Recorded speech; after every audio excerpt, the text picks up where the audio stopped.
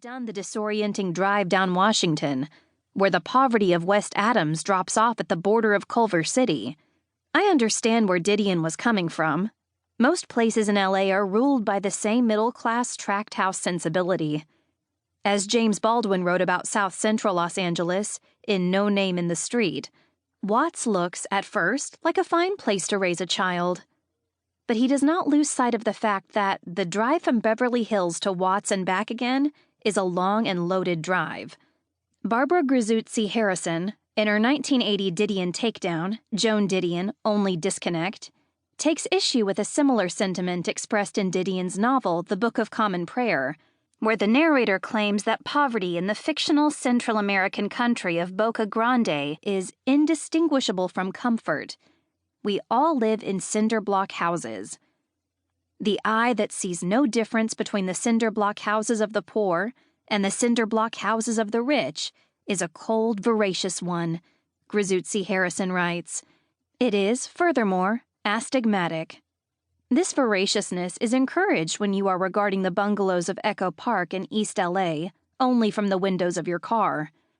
I did not seek out work that described life in neighborhoods that weren't Hollywood or Beverly Hills, and I should have, like Paul Beatty's 1996 novel, The White Boy Shuffle, a hilarious and damning fantasia of black life in West LA, as feverish as the Day of the Locust, but with the Rodney King riots instead of zombified Okies.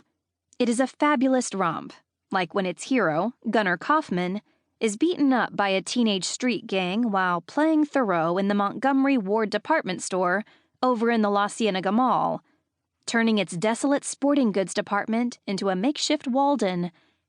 Until it isn't. Later in the same chapter, Gunnar pictures Rodney King staggering in the Foothill Freeway's breakdown lane like a black Frankenstein, 2 taser wires running 50,000 volts of electric democracy through his body.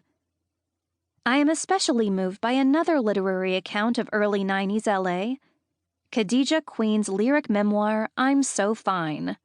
Queen describes it as a list of famous men and what I had on, and it is a series of vignettes about encounters with celebrities that evolves into a meditation on womanhood and desire. When Queen writes about meeting the actor Marcus Chong as a teenager on the 105 bus, riding home from her job at Fatburger, and still wearing her ugly food service shoes, I relate deep in my heart. Most of the pieces revolve around LA landmarks, like the Beverly Center and Universal Studios, but it feels like an artifact of Los Angeles, especially because banal stories about seeing celebrities are a mainstay of LA discourse. For instance, the time I waited on Michael Keaton and he asked me to take away his bread. In these stories that spin like a conversation, Queen finds a way of telling you everything you need to know. The celebrities she is excited to encounter, Cuba Gooding Jr., Devontae Swing from Jodeci, LL Cool J, tell you what a black teenager in the early 90s was watching and listening to. The amazing outfits she describes, my white Guess t-shirt with the gold letters tucked into high-waisted ankle-zipped acid-wash jeans. Tell you what, if she was as cool as Queen, that teenager would be wearing. But Queen also tells you much more than that. She writes despairingly at the end of one story, why couldn't all this only be about name-dropping and brand names and pudding-tang? Despite the sensual delights she's describing, we notice the famous men beginning to take liberties from Queen's earliest experience with them. On the first page, Marcus Chong asks her to go to his house for dinner when she is 18, then gets angry when she says no. There are stories of comedians staring at her ass at the grocery store, and rappers calling her a stuck-up bitch. She quotes Donald Trump on the privileges of celebrity, but makes a correction. When you're a star, they let you do it, and actually when you're a man in general. That's why it's particularly painful when she writes about meeting Chris Tucker while working in retail.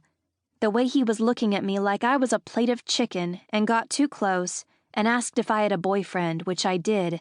Actually, that boyfriend would rape me later that week. As the stories in the book pile up, it becomes about the fundamental exhaustion of constantly negotiating male feelings. At the same time,